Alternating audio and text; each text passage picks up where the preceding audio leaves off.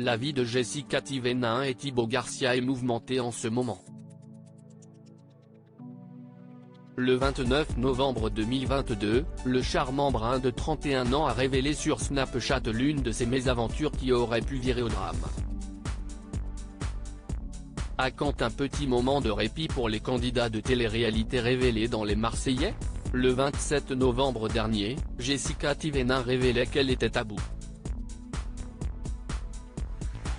La raison? Chaque soir, son fils Melon, 3 ans, refuse de manger. Clairement les repas le soir, c'est devenu ma pire angoisse. Je n'en peux plus, j'ai envie de pleurer. Melon me fait des airs fourchettes. Il me fait des fourchettes vides. Je suis en saturation les gars. Il ne mange pas. Tous les soirs c'est la guerre. Et elle, Livan, note de la rédaction, elle veut sortir, confiait-elle notamment. Et le lendemain, la mère de famille a révélé que Livan, 1 an, et elle se trouvait aux urgences à cause d'une forte fièvre et d'une toux qui l'empêchait de respirer normalement. Après avoir expliqué que la fillette était sous assistance respiratoire, elle a confié « On est parti en urgence avec Livan. Depuis vendredi, elle a de la fièvre.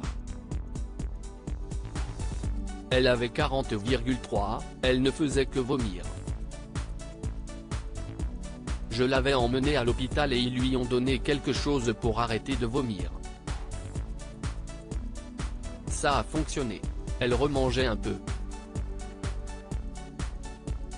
Mais elle avait toujours de la fièvre. Et elle a commencé à tousser hier matin à s'étouffer. Et pendant le repas, elle toussait tellement qu'elle a vomi. Elle ne tenait plus debout et elle n'arrivait plus à respirer.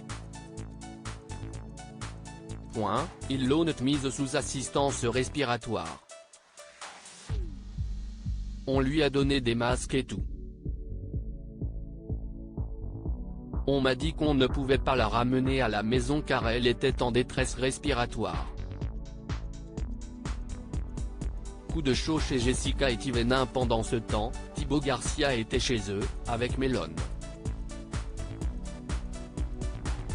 Et il a bien failli provoquer une catastrophe. Il faut que je vous raconte ce qui est arrivé hier, un truc de fou. Ma femme a emmené Livan à l'hôpital. En attendant, je me suis occupé de Melon. Une fois couché, j'attendais des nouvelles de ma femme. Elle a fini par me dire qu'elle allait y passer la nuit.